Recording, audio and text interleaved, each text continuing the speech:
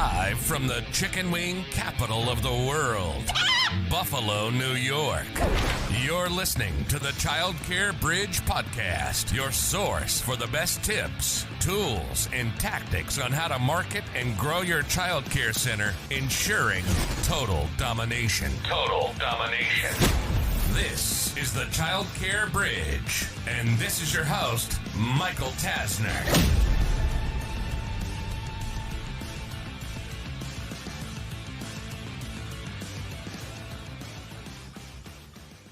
Hey there, and welcome to episode 5. Today's topic is one that I am probably asked about more than probably any other topic, quite frankly. And the topic is pricing. Where should I be pricing my tuition? And what I'm going to do on the episode today is I'm going to give you a little bit of a framework, but I'm hoping that as you start to go through today's episode, you're going to take a step back and start to look at the way that you price your tuition. Now, the disclaimer that I have is that this is not a one-size-fits-all. So before we go into some of the methodologies and some of the ways that we recommend you figuring out your tuition, I have to let you know that pricing is going to vary largely based on where you live.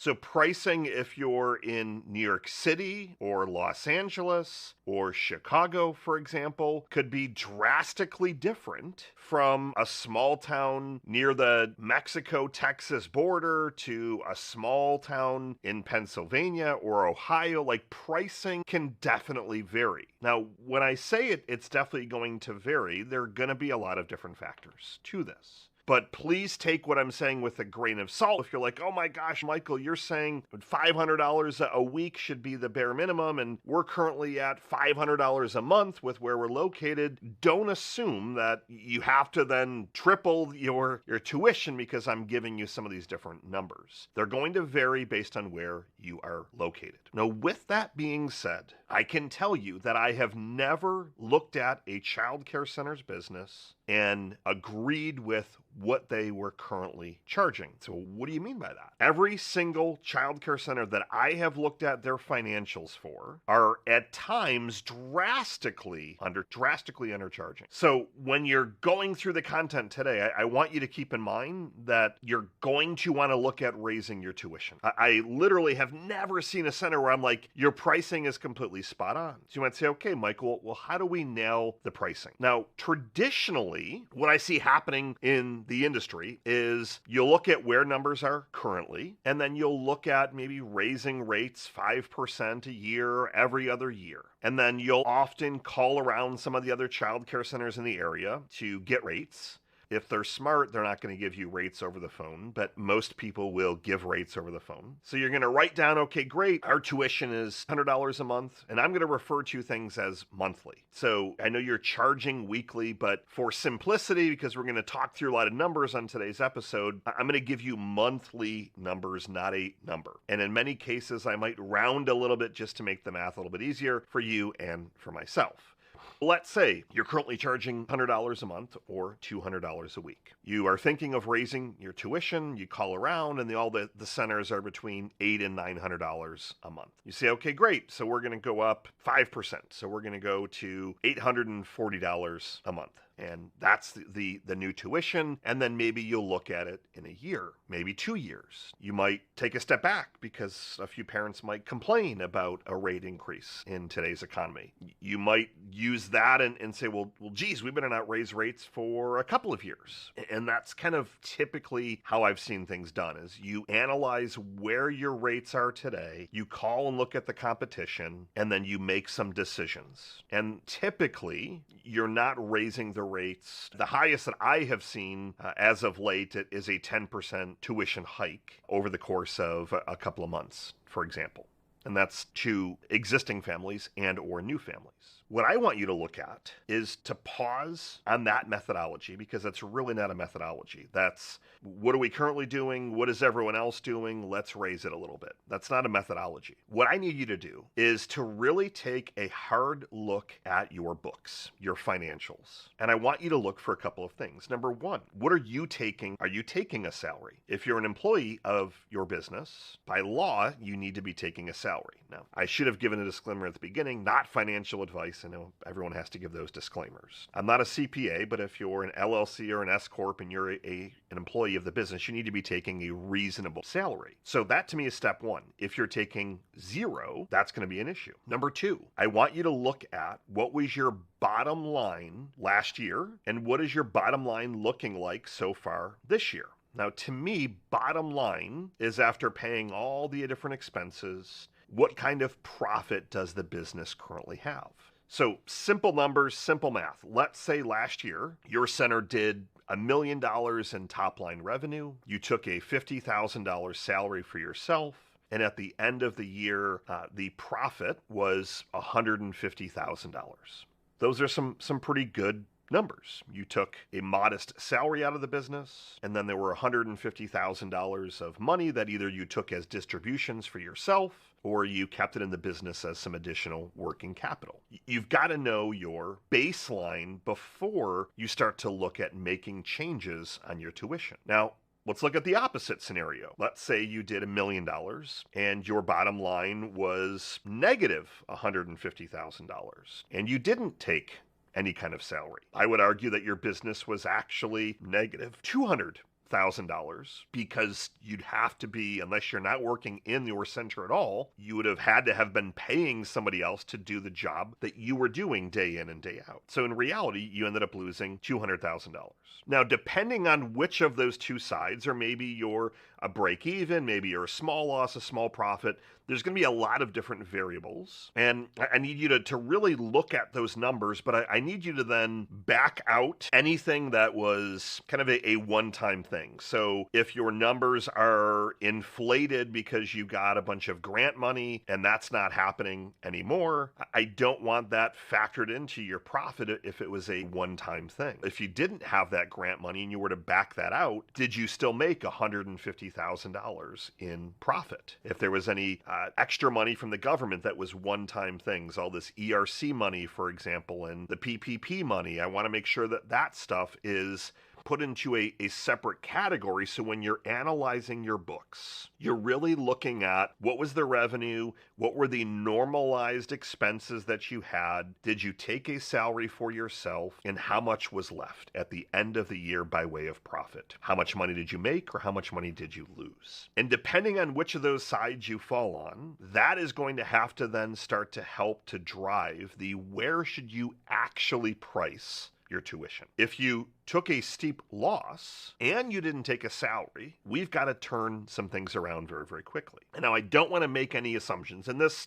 could be a 3-hour long podcast. So I'm going to have to break it down into different future episodes. But if I'm looking at, okay, great, you lost some money. I want to look at why. And the chances are pretty high that it's one of two things. Number one, you didn't have enough enrollments. So if your capacity was 100 and you had 60 enrollments and you still were fully staffed, arguably overstaffed to handle those 100 enrollments, and to be in ratio, you left 40 enrollments every month on the table. If we were going back to that 8-month, for example, $30,000 a month that you left on the table. That typically is one of the two reasons. The second reason is that you are not charging enough. Your tuition isn't high enough to support all of the different expenses. It's not high enough to support the wage increases that your staff is now starting to demand. If you're still paying $12 an hour, for example, to assistant teachers, those days are very rapidly closing. With the way that the economy is as of filming this, which is the end of September 2023, the economy is not in a great spot. Inflation is through the roof. So if prices are up 10%, for example, how is somebody that's making $12 an hour going to afford to pay any of their bills? I mean, after taxes and things like that, what are they clearing? $1,200 a month? So those days are long gone. So you might say, well, why did we lose money? Well, A, it's either you didn't have enough enrollments, so your ratios were out of whack and you really left money on the table, or B, your revenue is not high enough to support all the different expenses. So and that's again, we're taking out normalized expenses and normalized income. So if you bought a bus, for example, and I don't want you factoring that entire $100,000 in or $50,000 in. Well, that's why we lost $50,000. You've got to normalize this out. But even if you are on the break break-even point. You can't run a business that is breaking even year after year after year. You've got to look at, again, how you finished last year, but also how are things trending for this year? And if you say, well, Michael, we're at full enrollment, we're solid there, but I'm still losing $5,000 a month and I haven't taken a salary in 3 years, you need to raise your tuition. And it's not a magical formula. It's not a magical formula of what were you charging recently and what will the market bear. If you're not charging X amount, your center cannot fiscally operate. So why would you not want to raise your rates? How could you physically not raise your rates if you're losing $5,000, $10,000, $15,000 a month and everything else is flowing? It's, well, we're doing that, things will turn around. Well, how are they going to turn around? If your enrollment is full, your expenses are normalized, it's not just going to magically change.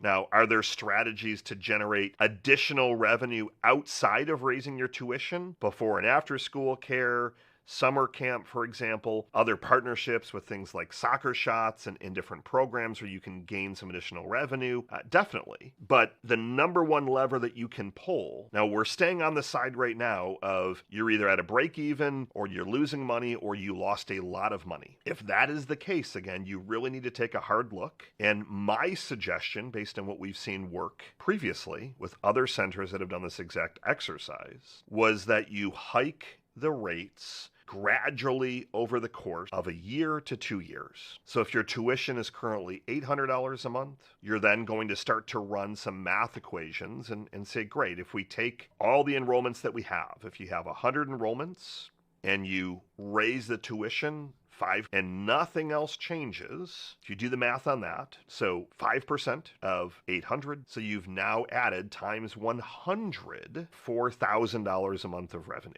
$4,000 a month without having to change anything else. So now your gap starts to close. Are you going to have some families that might say, we can't afford the $840?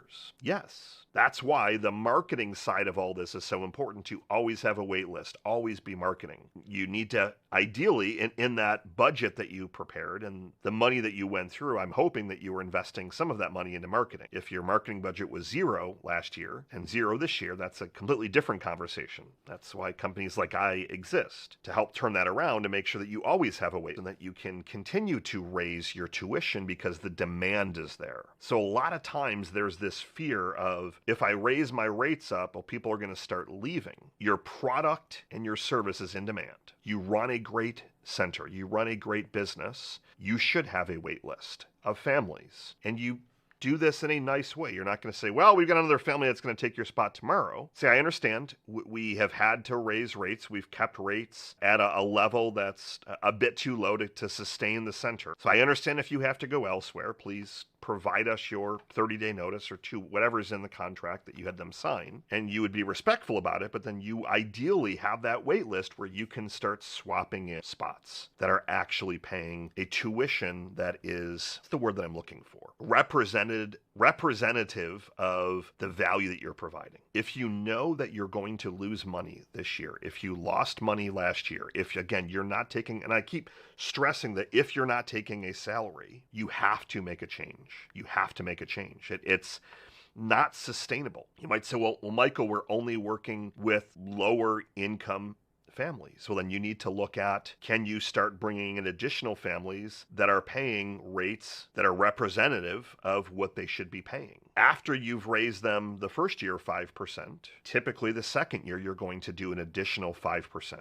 With all new enrollments, what we're typically doing is we're typically taking, if you were at that $800 number, and then you tell all the existing families we're going to raise tuition, 5 all new families that come in, typically already pricing in a 10% hike. So our tuition would be roughly $900 a month. So you're getting all those new enrollments at a full rate, whereas all the existing families would get a 5% hike year 1, a 5% hike year 2, and now you've added $8,000 a month of revenue to the business, and you haven't had to change much else. If you're on the other side where you made a healthy profit, you were taking a salary, I still would suggest taking a look at, so, well, Michael, if everything is working well, why would you suggest a rate hike? I want to see you build up that business bank account so that if you want to open up another location, I want to make sure that you're putting enough money aside for taxes. That's one of the biggest things that has caught businesses heavily off guard last year and this year, is having to repay a lot of grant money and pay taxes on things that they didn't budget or forecast. It's happened to me many times where I've underestimated my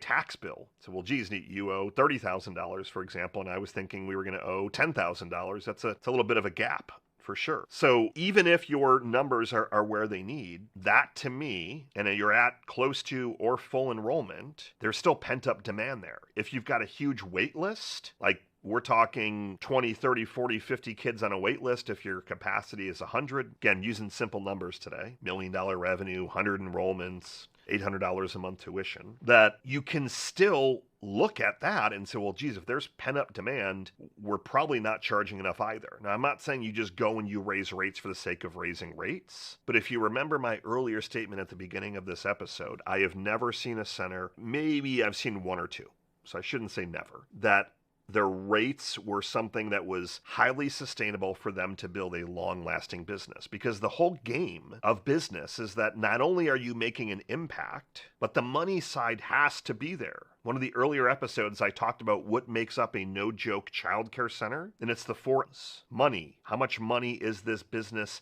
making? You're watching all your numbers, your profit, your salary, the growth potential, the ability to sell the business at some point. Marketing, manpower, so staffing, and methodology, so all of your systems. Those four M's all need to be flowing and rowing in the right direction for this to be sustainable. It's not sustainable for you to lose money year after year after year because you're worried about raising rates and families leaving. I'm more worried about you having to file for bankruptcy, and not only do a few families leave, but you have to close the doors and every family has to leave. So you owe it to yourself, your family, and your community to be charging the rates that you deserve. Now, the other factor that kind of goes on top of this is you want to look at your unique selling proposition. If you have some things that are very unique, those are things that also command higher tuition. Montessori and or Montessori inspired arguably typically will add an additional 20% to your tuition. If you're a Reggio Emilia center, if you have STEAM or STEM incorporated, Spanish immersion, different robotics things, computers, like there's a lot of other things that as you're building that unique value proposition to be telling parents why you're going to command a bit more of a premium price, you want to look at some of the different things that you have. And now if you're comparing apples to apples and you say, Michael, we're just a traditional daycare center, we offer all different levels of care, but we don't do anything overly special. Families are going to compare you and probably a couple of additional centers. And I still want you to be able to put your best foot forward. But again, I need you to be charging rates that make sense. The other asterisk that I should have provided at the beginning of this is the rates are going to vary by age. So I was using the 800 number just as, I guess, a starting point or just a frame of reference. But on lower ratios, obviously, you're going to be charging more for an infant room versus what you would be charging for summer camp, for example. But the whole premise to this episode and the entire thing that I'm trying to convince you on is that your rates need to be more methodically designed off of what does the business need to make profit-wise for it to be sustainable. And your tuition needs to be set off of those numbers rather than, well, what's going on in the marketplace? The marketplace is completely irrelevant if you cannot pay your bills. The marketplace isn't going to just magically start covering your tuition. Now, the shocking thing, and I'm going to end and wrap up with this particular statement. When we have presented and suggested raising tuition and centers that have actually implemented it, the statistic of families that leave as a result of a tuition hike is much lower than you would think. The percentage that we have and all the centers that and almost every center we work with, we've had them raise their tuition. Now there's ways to also get creative when you're doing the marketing around all of this. And I'll leave that for future episodes. But the percentage is less than 1.5%. It's like 1.34% of families end up leaving due to a tuition hike. If your communicating value, if you're providing a valuable service, you've got good communication, the family knows that you're taking great care of their child or multiple children, they're not going to leave to go to an additional or a different daycare center as a result of a 5% increase. Now, if you were to go from $800 a month, that's a different story. But when we've looked at raising anywhere between 5 and 10%, less than 1.5% of families leave as a result of that tuition hike. The new families that come in don't even know the old tuition, so they're conditioned to already be paying that $900 a month, for example. So that's the homework that I have for you today. Analyze your numbers from last year. Analyze your numbers for this year. Make sure you back out any random kind of one-off expenses or random one-off income so that you really have true numbers. And if you're in the green in a good way and taking a salary, I would still encourage you to look at raising your tuition, especially if you have a wait list, and raising it in just a little bit, even a couple of percent. If you're operating in the red, you really need to get a lot more clarity around why are you in the red and what are the numbers that you need to be bringing in to actually cover all the bills. And that might be a much drastically larger number than you were thinking. If your tuition's $8 a month and you run the math and say the only way we can make this business work is if we're at $1,000 a month, then your options are either you find some ways to cut other expenses, and I can promise you that staffing salaries is not going to be an area you're going to be able to cut because everyone and their third cousin is looking for teachers, directors, assistants, etc. So unless there's something else, whether it's your lease or some other expenses that you can cut to make up that difference, you may have to have a pretty large raise. Now that one you'd have to tier out a little bit. Maybe you go up 10% this year and you do 5% now, 5% in 6 months, and then another 10% next year. You'd have to gradually go up on that one until you get to that rate that is paying you a salary, covering all the bills, and leaving some additional money in the bank. That is how you set your tuition. It's not, let's just look at where things are and let's look at what the competitors are doing. And when people are saying, well, this center they're only charging $750 and you're telling me it's $840, well, you're not comparing apples to apples. We have these great things, these great things, these great things. That's also a great center. You're welcome to take your business there and your family there. We would love to have you here, but this is our tuition and you have to feel good about that. And you have to know that the value you're providing makes sense for all those families. I would love some questions, comments, thoughts, ideas. I know this one, it was a little bit of some contrarian thinking and a little bit of a contrarian point of view. And instead of saying, well, just go and look at the market, instead I want you to look at your numbers, your financials, because you designed this business to make a difference, make an impact, but it needs to make an impact on your life and your family's life first and foremost. Thank you for tuning in today's episode. Leave some comments, questions, feedback. I do respond. I read everything personally. Have a wonderful rest of your day. Make sure you tune in next week. Good morning, good afternoon, and good night.